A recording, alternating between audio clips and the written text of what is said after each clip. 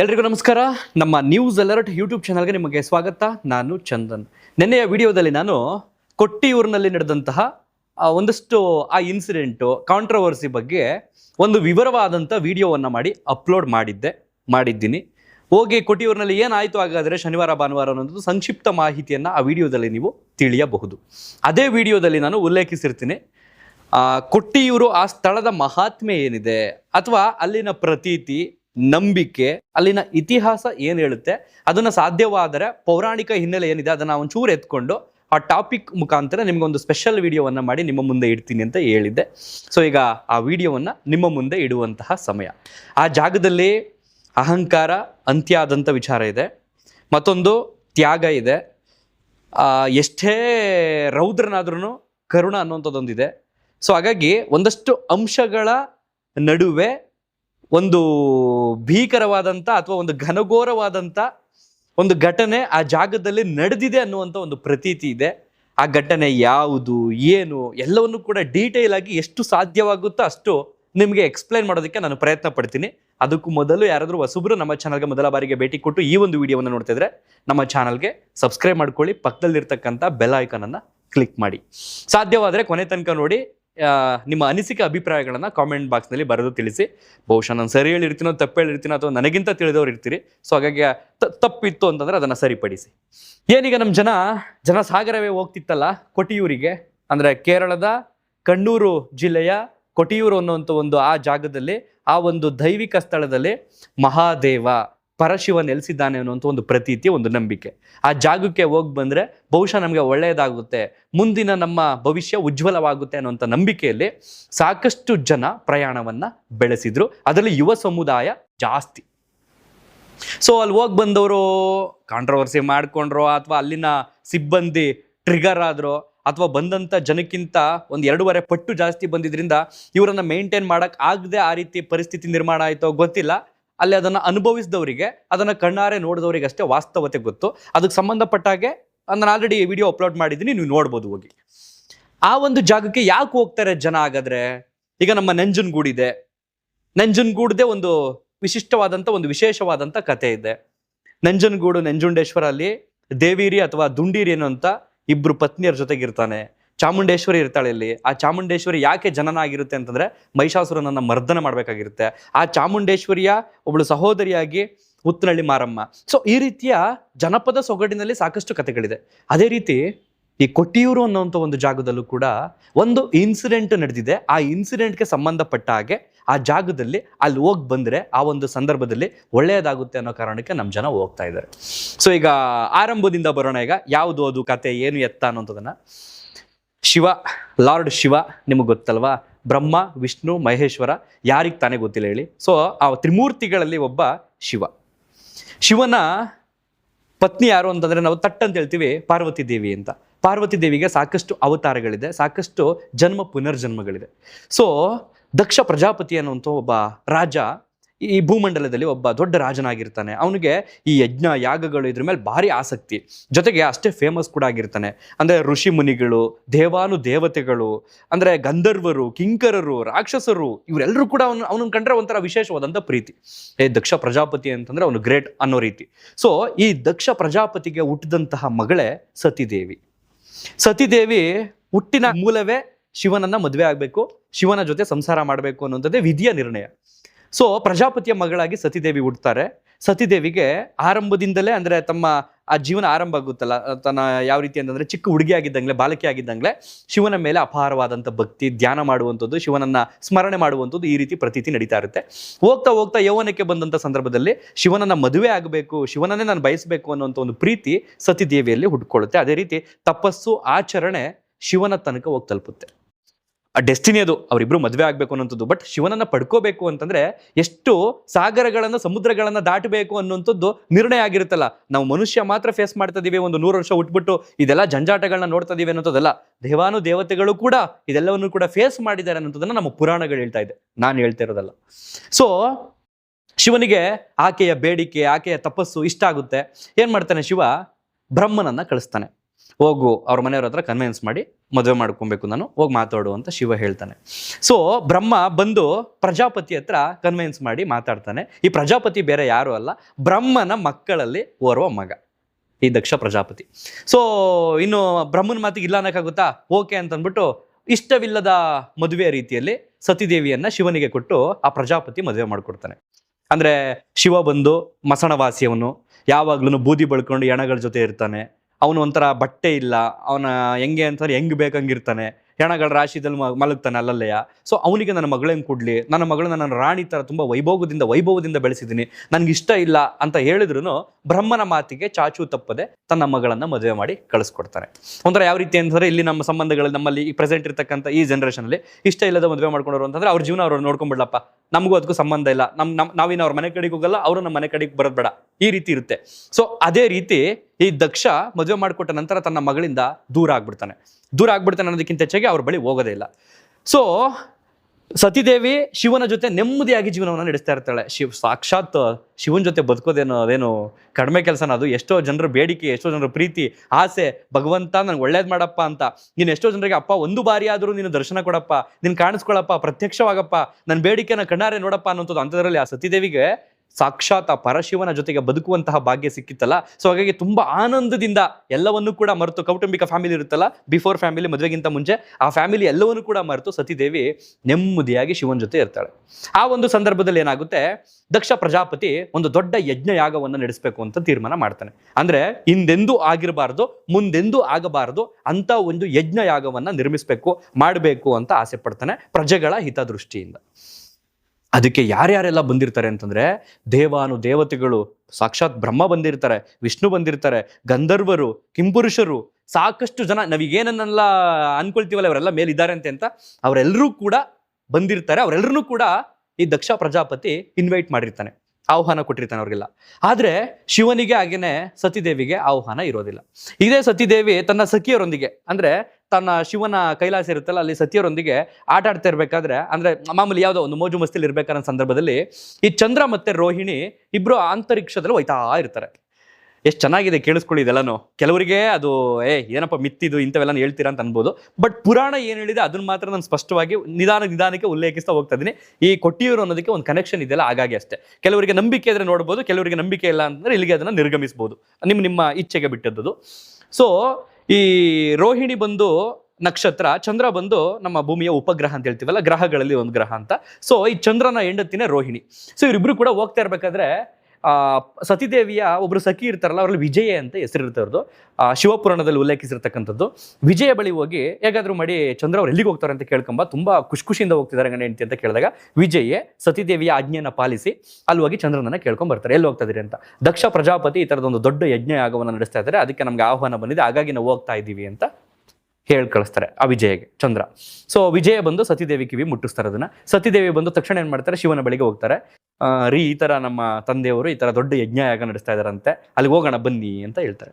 ಶಿವ ಅದಕ್ಕೆ ಕೊಡುವಂತ ತುಂಬಾ ನಾಜೂಕಿನಿಂದ ನಯವಾಗಿ, ತುಂಬಾ ಸೂಕ್ಷ್ಮವಾಗಿ ಹೆಂಡತಿಯ ಮನಸ್ಸನ್ನು ನೋಯಿಸಬಾರ್ದು ಅಂತ ಅಂದ್ಬಿಟ್ಟು ಶಿವ ಕೊಡುವಂತ ಉತ್ತರ ಏನು ಅಂತಂದ್ರೆ, ಇಲ್ಲ ಬೇಡ, ನಾವು ಕರೆಯದೇ ಇರುವಂತ ಜಾಗಕ್ಕೆ ನಾವು ಹೋಗ್ಬಾರ್ದು, ಅದು ಮೃತ್ಯುವಿಗಿಂತಲೂ ದೊಡ್ಡದು, ತುಂಬಾ ಕಷ್ಟ ಅದು, ಅಂತ ಜಾಗಕ್ಕೆ ಹೋಗ್ಬಾರ್ದು ನಾವು, ಇನ್ವಿಟೇಷನ್ ಇಲ್ದಿರತಕ್ಕಂಥ ಜಾಗಕ್ಕೆ ಅಂತ ಶಿವ ಸತಿದೇವಿಗೆ ಹೇಳ್ತಾರೆ. ಪಾರ್ವತಿನದೇ ಬರ್ತೈತೆ ನೋಡಿ ನನ್ನ ಬಾಯಲ್ಲಿ.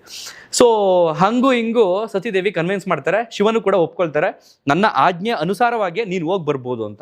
ಅಂದ್ರೆ ಸತಿದೇವಿ ಏನ್ ಹೇಳ್ತಾರೆ ಅಂತಂದ್ರೆ, ಈಗ ನಮ್ಮಪ್ಪ ನನ್ನನ್ನು ಕರಿಲೇಬೇಕು ಅಂತ ಏನಿಲ್ಲ, ನಾನು ಹೋಗಿ ಬರ್ಬೋದು ನನ್ನ ತವ್ರ ಮನೆಗೆ ಅನ್ನೋ ತರ ಇವರು ಶಿವನಿಗೆ ಹೇಳಿದ್ರಿಂದ ಶಿವ ಆಯ್ತು ಹೋಗ್ಬಾರಮ್ಮ, ನನ್ನ ಆಜ್ಞೆ ಇದೆ, ನನ್ನ ಆದೇಶ ಇದೆ, ಆರಾಮಾಗಿ ಹೋಗಿ ಬಂದಿನು ಅಂತ ಅಂದ್ಬಿಟ್ಟು, ಒಬ್ಳೆ ಹೋಗ್ಬೇಡ ಅಂತ ಅಂದ್ಬಿಟ್ಟು ಶಿವನ 60,000 ಗಣಗಳ ಜೊತೆಗೆ ಸತಿದೇವಿಯನ್ನ ಕಳಿಸ್ಕೊಡ್ತಾರೆ. ಸತಿದೇವಿ ಹೋಗ್ತಾರೆ. ಆ 60,000 ಗಣಗಳು ಸತಿದೇವಿಯನ್ನ ಆ ಕಡೆ ಈ ಕಡೆ ನೋಡ್ಕೊಂಡು ತುಂಬಾ ಹುಷಾರಾಗಿ ಪ್ರಜಾಪತಿ ನಡೆಸ್ತಿದ್ದಂತ ಆ ಯಜ್ಞದ ಜಾಗಕ್ಕೆ ಕರ್ಕೊಂಡು ಬರ್ತಾರೆ. ಸೊ ನೀವು ಕೇಳ್ಬೋದು, ಈಗ ಯಜ್ಞ ಯಾಗ ಅಲ್ಲಿ ನಡೆದೇ ಇಲ್ಲ, ಅದು ನಡೆದಿರದೆ ಬೇರೆ ಅಂತ. ಎಸ್, ಅದಕ್ಕೂ ಕೂಡ ದಾಖಲೆಗಳಿದೆ, ಅದನ್ನು ಕೂಡ ನಾನು ಹೋಗ್ತಾ ಹೇಳ್ತೀನಿ. ಸೊ ಆ ಜಾಗಕ್ಕೆ ಬರ್ತಾರೆ. ಬಂದ ತಕ್ಷಣ ಸತಿದೇವಿಗೆ ಖುಷಿಯೂ ಆಗುತ್ತೆ, ಬೇಸರವೂ ಆಗುತ್ತೆ. ಖುಷಿ ಯಾಕೆ ಅಂತಂದ್ರೆ, ನಮ್ಮ ತಂದೆ ಹಿಂದೆಂದೂ ಮಾಡಿರ್ತಕ್ಕಂಥದ್ದು ಮುಂದೆಂದೂ ಮಾಡೋಕ್ಕಾಗದಿರ್ತಕ್ಕಂಥ ಒಂದು ಯಜ್ಞ ಯಾಗ ಮಾಡ್ತಿದ್ದಾರೆ ಅನ್ನುವಂಥದ್ದು ಒಂದು ಖುಷಿ. ಆದರೆ ಬೇಸರ ಏನಂತಂದ್ರೆ, ದೇವತೆಗಳೆಲ್ಲ ಬಂದವ್ರೆ, ಬ್ರಹ್ಮ ಬಂದಿದ್ದಾನೆ, ವಿಷ್ಣು ಬಂದಿದ್ದಾರೆ, ಶಿವ ಒಬ್ಬ ಬಂದಿರಿ, ಚೆನ್ನಾಗಿರ್ತಿತಿ ಒಂದು ಜಾಗದಲ್ಲಿ ಅಂತ ಅಂದ್ಬಿಟ್ಟು ತುಂಬಾ ಬೇಸರ ಮಾಡ್ಕೊಂಡು, ನೀನು ನನ್ನ ಗಂಡನಿಗೆ ಅಥವಾ ನನಗೆ ಯಾಕೆ ಈ ಥರ ಕೊಡಲಿಲ್ಲ, ಇನ್ವಿಟೇಷನ್ ಕಾರ್ಡ್ ಕೊಡಲಿಲ್ಲ, ಇಲ್ಲಿ ಬಂದಿರತಕ್ಕಂಥ ದೇವತೆಗಳು ನೀವು, ಶಿವ ಬರ್ದೇ ಇದ್ರೆ ನೀವೆಲ್ಲ ಬಂದಿದ್ದೀರಾ, ಈ ರೀತಿ ತನ್ನ ಗಂಡ ಇಲ್ದಿರ್ತಕ್ಕಂಥ ಆ ಒಂದು ಅನುಪಸ್ಥಿತಿ ಇದೆಯಲ್ಲ ಅದನ್ನ ತೋಡ್ಕೊಳ್ತಾರೆ ಸತಿದೇವಿ. ಸೊ ದಕ್ಷ ಕೇಳೋ ತನಕ ಕೇಳ್ಬಿಟ್ಟು ಅದನ್ನ ನೋಡೋ ತನಕ ನೋಡ್ಬಿಟ್ಟು ಸತಿದೇವಿಗೆ ಹೇಳೋದು ಎರಡೇ ಮಾತು: ನಿನ್ನನ್ನು ಇಲ್ಲಿ ಯಾರು ಕರೆದಿಲ್ಲ, ಹಾಗಂತ ನಿನ್ನ ನಾನು ಹೋಗು ಅಂತಲೂ ಹೇಳೋದಿಲ್ಲ, ನೀನು ಇದ್ರೆ ಇರಬಹುದು, ನಿನ್ನ ಇಚ್ಛೆಗೆ ಬಿಟ್ಟಿದ್ದು, ಅಥವಾ ನೀನು ಹೋದ್ರೆ ಹೋಗಬಹುದು. ಆದ್ರೆ ನೀನು ನಿನ್ನ ಗಂಡನ ಬಗ್ಗೆ ಅವ್ನ ಯಾಕೆ ಕರೆದಿಲ್ಲ ಅಂತ ಕೇಳ್ತಾ ಇದೆಯಲ್ಲ, ಆ ಮಸಣವಾಸಿಯನ್ನ, ಆ ಒಂಥರ ಹೆಂಗೆ ಅಂತಂದ್ರೆ ಆ ದುಡುಕು ಸ್ವಭಾವದನ್ನ, ಆ ಕ್ರೂರಿಯನ್ನ, ಯಾವಾಗಲೂ ತಲೆಬುರುಡೆಗಳನ್ನ ನೇತಾಕೊಂಡು ಬದುಕುವಂಥವನ್ನ, ವಿಭೂತಿ ಅಂತ ಆ ಎಣಗಳ ಬೂದಿಯನ್ನ ಬಳ್ಕೊಂಡು ಬದುಕುವಂಥವನ್ನ ನನಗೆ ಕರೆಯುವಂತಹ ಹಣೆ ಬರಹ ಬಂದಿಲ್ಲ, ನನಗಿನ್ನೂ ಆ ಸ್ಥಿತಿ ಬಂದಿಲ್ಲ, ನಾನು ಅವನ್ನ ಕರೆಯೋದಿಲ್ಲ ಅಂತ ಕಟುವಾಗಿ ಆ ಸತಿದೇವಿ ಮುಂದೆ ಶಿವನನ್ನ ಟೀಕಿಸ್ತಾನೆ, ಆಡಿಕೊಳ್ತಾನೆ. ದೇವತೆಗಳೆಲ್ಲ ಕೂತಿದ್ದಾರೆ. ಆ ಸಂದರ್ಭದಲ್ಲಿ ಆ ತಾಯಿ ಸತಿದೇವಿಗೆ ಎಷ್ಟು ನೋವಾಯ್ತೇನೋ ಗೊತ್ತಿಲ್ಲ, ಎಲ್ರಿಗೂ ಶಾಪ ಕೊಟ್ಟು, ಇಲ್ಲಿ ಯಾರ್ಯಾರು ಇದ್ರ ಕಿವಿ ಕೇಳದಂತಾಗಲಿ, ಕಣ್ಣು ಕಾಣದಂತಾಗಲಿ, ಈ ಯಜ್ಞ ಯಾಗ ಹೆಂಗೆ ಅಂತಂದ್ರೆ ಆ ಕೊಡೋ ಶಾಪ ಹೇಳೋದಿಕ್ಕಾಗಲ್ಲ. ಶಿವಪುರಾಣದಲ್ಲಿ ನಾನು ಓದಿದ್ನಲ್ಲ ಉಲ್ಲೇಖಿಸಿರ್ತಕ್ಕಂಥದ್ದನ್ನ. ಸೊ ಅಷ್ಟೆಲ್ಲ ಹೇಳಿ ಸತಿದೇವಿ ಏನ್ ಮಾಡ್ತಾರೆ, ನಾನು ಇಲ್ಲಿಂದ ಕೈಲಾಸಕ್ಕೆ ಹೋಗಿ ಶಿವ ನನ್ನನ್ನು ಹೇಗೆ ನಡೀತು ಅಂತ ಕೇಳಿದ್ರೆ ನಿಮ್ಮನ್ನು ಈ ರೀತಿ ಅವಮಾನಿಸಿದ್ರು ಅಂತ ನಾನು ಹೇಳಕ್ಕಾಗುತ್ತಾ ಬಾಯ್ಬಿಟ್ಟು? ಯಾವ ಕಾರಣಕ್ಕೂ ಇಲ್ಲ ಅನ್ನೋ ಕಾರಣಕ್ಕೆ ಸತಿದೇವಿ ಏನ್ ಮಾಡ್ತಾರೆ, ಯಾವ ಯಜ್ಞ ಯಾಗ ನಡೀತಾ ಇರ್ತಲ್ಲ, ಆ ಅಗ್ನಿಕುಂಡಲ ಇರುತ್ತಲ್ಲ, ಅಲ್ಲಿಗೆ ಹೋಗಿ ಸ್ವತಃ ಆಹುತಿ ಆಗ್ಬಿಡ್ತಾರೆ ಆ ಒಂದು ಯಜ್ಞಕುಂಡಕ್ಕೆ. ತಕ್ಷಣ ಆ ಶಿವನ 60,000 ಗಣ ಬಂದಿರುತ್ತಲ್ಲ, ತಪ್ಸೋದಿಕ್ಕೆ ಪ್ರಯತ್ನ ಪಡ್ತಾರೆ, ಅಥವಾ ಆ ಯಜ್ಞಕುಂಡವನ್ನ ನಾಶ ಮಾಡ್ಬೇಕು ಅಂತ ಪ್ರಯತ್ನ ಪಡ್ತಾರೆ, ಆದ್ರೆ ಆಗೋದಿಲ್ಲ. ತಕ್ಷಣ ಶಿವನಿಗೆ ಹೋಗಿ ಈ ಒಂದು ವಿಚಾರವನ್ನ ಮುಟ್ಟಿಸ್ತಾರೆ. ಶಿವ ದುಃಖಿತನಾಗಿ, ಕೋಪೋದ್ರಿಕ್ತನಾಗಿ, ಏನು ಮಾಡಬೇಕು ಅನ್ನುವಂಥದ್ದೇ ದಿಕ್ಕು ತೋಚದಂತಾಗಿ, ಅಂದ್ರೆ ಈ ಭೂಮಂಡಲವೇ ಆತನ ಕಂಟ್ರೋಲ್ ಅಲ್ಲಿದೆ.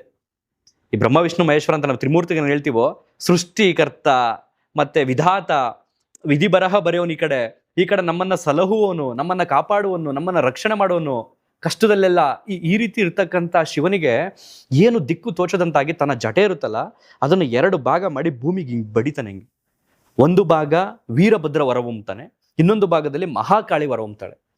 ಮಹಾಕಾಳಿ ಹೊರಹೊಮ್ಮೋದ್ರ ಜೊತೆಗೆ ನವದುರ್ಗೆಯರು ಕೂಡ ಅಲ್ಲಿಂದ ಆಚೆ ಬರ್ತಾರೆ. ಸೊ ಆ ವೀರಭದ್ರ ಬರ್ತಾನಲ್ಲ, ವೀರಭದ್ರ ಎಷ್ಟು ವೀರ ಭಯಂಕರನಾಗಿರ್ತಾನೆ ಅಂತಂದ್ರೆ ಅದನ್ನ ಕೇಳಿದ್ರೇನೆ ಒಂಥರ ಮೈ ನಡುಗುತ್ತೆ. ಇನ್ನು ಓದಿದ್ರೆ ಆ ಸಾಲುಗಳು ಬರ್ದಿರ್ತಾರಲ್ಲ ಈ ಪುರಾಣಗಳಲ್ಲಿ, ಅದನ್ನಂತೂ ಓದಿದ್ರಂತೂ ಮೈ ರೋಮಾಂಚನ ಆಗುತ್ತೆ. ಹಂಗೇನೆ ಈ ಭೂಮಿ ಎಷ್ಟಿದೆಯಲ್ಲ, ಈ ಭೂಮಿಯ 4 ಪಟ್ಟು ಇರ್ತಾನಂತೆ ಆ ವೀರಭದ್ರ, ಶಿವನ ಜಟೆಯಿಂದ ಉದ್ಭವ ಆದಂತ ವೀರಭದ್ರ.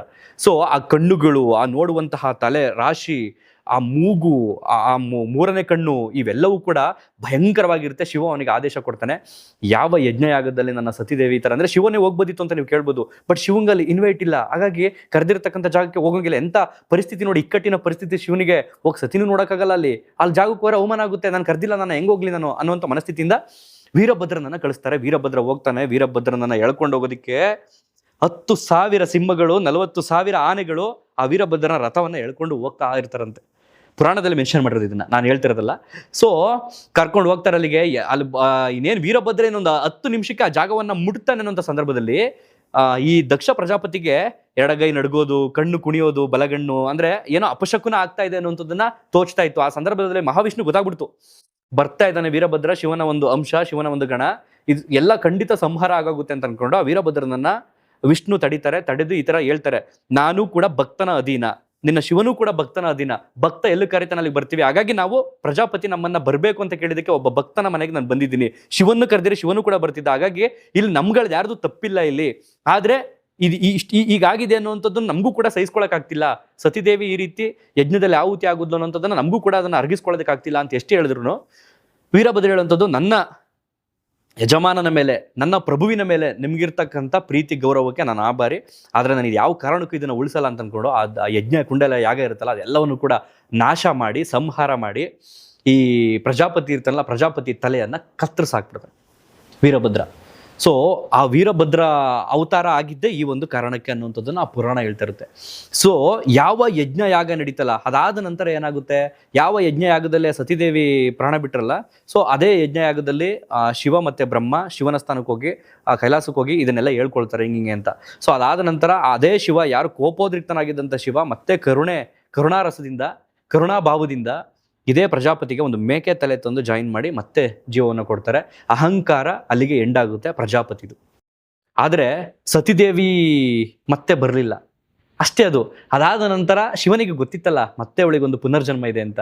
ಹಿಮವಂತನ ಮನೆಯಲ್ಲಿ ಮತ್ತೆ ಪಾರ್ವತಿ ದೇವಿಯಾಗಿ ಸತಿದೇವಿ ಹುಡ್ತಾರೆ ಹಿಮಾಚಲದಲ್ಲಿ. ಅದಾದ ನಂತರ ಮತ್ತೆ ಪಾರ್ವತಿ ದೇವಿಗೆ ಮತ್ತೆ ಟಾಸ್ಕ್, ಶಿವನನ್ನ ಸ್ಮರಣೆ ಮಾಡಬೇಕು, ಧ್ಯಾನ ಮಾಡಬೇಕು, ಶಿವನ ಬಗ್ಗೆ ಕುರಿತು ತಪಸ್ಸು ಮಾಡಬೇಕು. ಅದಾದ ನಂತರ ಶಿವನನ್ನ ಒಲಿಸಿಕೊಳ್ಳುವಂತಹ ಪ್ರಕ್ರಿಯೆ. ಸೊ ಯಾವ ಪಾರ್ವತಿ ದೇವಿ, ಯಾವ ಸತಿದೇವಿ, ಯಾವ ಕಾಳಿದೇವಿ, ಸರ್ವವು ಸಕಲವು ಇಷ್ಟಾರ್ಥ ಸಿದ್ಧಿಯು ಆ ತಾಯಿ ಜಗನ್ಮಾತೆ. ಸೊ ಈ ಕೊಟ್ಟಿಯೂರ್ಗೆ ಏನ್ ಸಂಬಂಧ ಆಗಾದ್ರೆ ಅಂತ ನೀವು ಕೇಳಬಹುದು. ಪ್ರೆಸೆಂಟ್ ಅಲ್ಲಿನ ಸಂಪ್ರದಾಯ ಏನಿದೆ ಅಂತಂದ್ರೆ, ಕೊಟ್ಟಿಯೂರಿನಲ್ಲಿ ಯಾವ ಈ ಒಂದು ಪ್ರಕ್ರಿಯೆ ನಡೀತಲ್ಲ, ಯಜ್ಞ ಯಾಗ ನಡೀತು, ತಾಯಿ ಸತಿದೇವಿ ಆ ಯಜ್ಞ ಯಾಗದಲ್ಲೇ ತಾನೇ ಆಹುತಿ ಆದ್ಲು, ಆ ಜಾಗವೇ ಕೊಟ್ಟಿಯೂರು ಅನ್ನುವಂಥ ಒಂದು ಪ್ರತೀತಿ. ಇದೇ ಜಾಗದಲ್ಲಿ ನಡೀತು ಆ ಒಂದು ಪ್ರತೀತಿ. ಹಾಗಾಗಿ ವೈಶಾಖ ಮಾಸದ ಸಂದರ್ಭದಲ್ಲಿ ಆ ವೈಶಾಖ ಮಹೋತ್ಸವ ಅನ್ನುವಂಥ ಒಂದು ಹೆಸರಿನಲ್ಲಿ ಇಲ್ಲಿ ಧಾರ್ಮಿಕ ಆಚರಣೆ 1 ತಿಂಗಳು ಮಾಡಲಾಗುತ್ತೆ. ಏನಕ್ಕೆ ಅಂತಂದ್ರೆ, ಅಹಂಕಾರ ಮನುಷ್ಯನಲ್ಲಿ ಇರುತ್ತೆ, ಅದು ಅಂತ್ಯವೂ ಆಗುತ್ತೆ ಅನ್ನುವಂಥ ಒಂದು ಕುರಿತಾದಂಥ ವಿಚಾರದಲ್ಲಿ. ಎರಡನೇದು, ತನ್ನ ಗಂಡನಿಗೋಸ್ಕರ ತ್ಯಾಗ ಮಾಡಿದಂತಹ ಮನೋಭಾವ.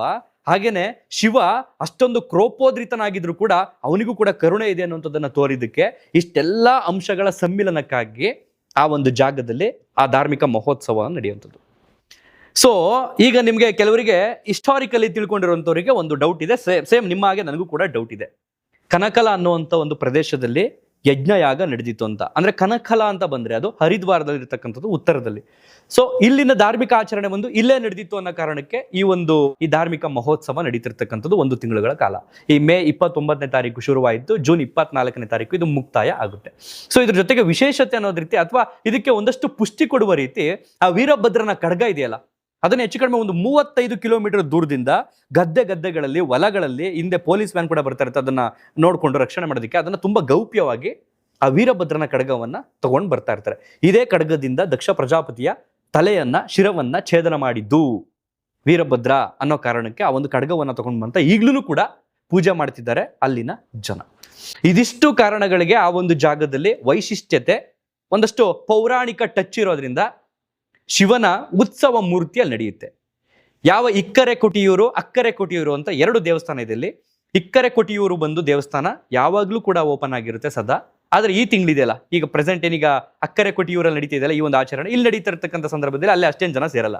ಆದ್ರೆ ವರ್ಷ ಪೂರ್ತಿಯಲ್ಲಿ ಪೂಜಾ ಕೈಂಕರ್ಯಗಳು ನಡೀತಾ ಇರುತ್ತೆ. ಬಟ್ ಅಕ್ಕರೆ ಕೊಟ್ಟಿಯೂರಲ್ಲಿ ವರ್ಷಕ್ಕೆ ಒಂದೇ ಸಲ ನಡೆಯುವಂಥದ್ದು ಅರಣ್ಯ ಪ್ರದೇಶದಲ್ಲಿ ನಡೀತಿರ್ತಕ್ಕಂಥ ಒಂದು ಆಚರಣೆ ಇಲ್ಲಿ. ಸೊ ಅಲ್ಲಿರ್ತಕ್ಕಂಥ ದೇವರ ಉತ್ಸವವನ್ನ, ಆ ಮೂರ್ತಿಯನ್ನ ಇಲ್ಲಿಗೆ ತಂದು 27-28 ದಿನಗಳ ಕಾಲ ಇಲ್ಲಿ ಆಚರಣೆಯನ್ನ ಮಾಡಲಾಗುತ್ತೆ. ಸೊ ಆ ಒಂದು ಜಾಗದಲ್ಲಿ ನದಿ ಹರಿತಾ ಇರುತ್ತೆ. ಆ ನದಿ ಹರಿತಿರ್ತಕ್ಕಂಥ ಆ ಒಂದು ಜಾಗದಲ್ಲಿ ಹುಲ್ಲು ಹಾಸಿಗೆಯ ರೂಪದಲ್ಲಿ ದೇವಸ್ಥಾನ ಇರುತ್ತೆ. ಅಲ್ಲಿ ಆ ಶಿವನ ವಿಗ್ರಹವನ್ನ ಇಟ್ಟು ಪೂಜೆ ಮಾಡಲಾಗುತ್ತೆ. ಜೊತೆಗೆ ಆನೆಯ ಮೇಲೆ ಆ ಶಿವನ ವಿಗ್ರಹವನ್ನ ಸುತ್ತುವರೆದು, ಅಂದ್ರೆ ಯಾವ ರೀತಿ ನಾವು ಈಗ ಪ್ರದಕ್ಷಿಣೆ ಆಗ್ತೀವಲ್ಲ, ಸೊ ಆ ರೀತಿ ಪ್ರದಕ್ಷಿಣೆಯನ್ನು ಕೂಡ ಹಾಕಲಾಗುತ್ತೆ. ಸೊ ಇದನ್ನ ನೋಡೋದಿಕ್ಕೆ ಜನ ಕಣ್ತುಂಬಿಕೊಳ್ಳೋದಿಕ್ಕೆ ಆ ಒಂದು ಜಾಗಕ್ಕೆ ಕಿಕ್ಕಿರಿದು ಸೇರುವಂತಹ ಪ್ರತೀತಿ. ಸೊ ಧಾರ್ಮಿಕತೆ ಇದೆ, ಪೌರಾಣಿಕ ಟಚ್ ಕೂಡ ಇದೆ. ಬಟ್ ಅದಕ್ಕೆ ಈ ಸೈಂಟಿಫಿಕಲ್ ಪ್ರೂಫ್ ಕೇಳ್ತೀವಲ್ಲ ನಾವು, ವೈಜ್ಞಾನಿಕವಾಗಿ ಸಾಕ್ಷ್ಯಗಳು, ಅದು ಈಗಲೂ ಕೂಡ ಸಿಕ್ಕಿಲ್ಲ. ಆದರೆ ಆ ಕತ್ತಿ ಇದೆಯಲ್ಲ, ಆ ವೀರಭದ್ರನ ಕತ್ತಿ ಅನ್ನುವಂಥದ್ದು, ಸೊ ಆ ಕತ್ತಿ ಎಲ್ಲ ಒಂದು ಕಡೆ ಚಿಕ್ಕದಾಗಿ ಹೌದು ಅದು ನಡೆದಿದ್ದಕ್ಕೆ ಇದೊಂದು ಸಾಕ್ಷಿ ಅನ್ನೋ ಥರ ಇದೆ. ಬಟ್ ಇಂಥದ್ದೇ ದಾಖಲೆಗಳು, ಇಂಥದ್ದೇ ಶಾಸನಗಳು ಅಂತ ಎಲ್ಲಿಯೂ ಕೂಡ ಲಭ್ಯ ಆಗಿಲ್ಲ. ಹಾಗಾಗಿ ಪೌರಾಣಿಕ ಹಿನ್ನೆಲೆ ಇರತಕ್ಕಂಥ ಅಥವಾ ಧಾರ್ಮಿಕ ಹಿನ್ನೆಲೆ ಇರತಕ್ಕಂಥ ಈ ಒಂದು ಕ್ಷೇತ್ರದಲ್ಲಿ ಹೋಗಿ ಬಂದರೆ ಒಳ್ಳೇದಾಗುತ್ತೆ ಅನ್ನೋಂಥದ್ದು ಜನರಿಗೆ ಒಂದು ನಂಬಿಕೆ. ಸೊ ಸತಿದೇವಿಯ ತ್ಯಾಗ, ಶಿವನ ಆಕ್ರೋಶ ಕರುಣೆಗೆ ತಿರುಗಿದ್ದು, ಜೊತೆಗೆ ದಕ್ಷನ ಅಹಂಕಾರ ನಿರ್ನಾಮವಾಗಿದ್ದು. ಸೊ ಇದಿಷ್ಟು ಅಂಶಗಳಿಗೆ ಅಲ್ಲಿ ನಡೀತಿರ್ತಕ್ಕಂಥ ಒಂದು ಪ್ರತೀತಿ.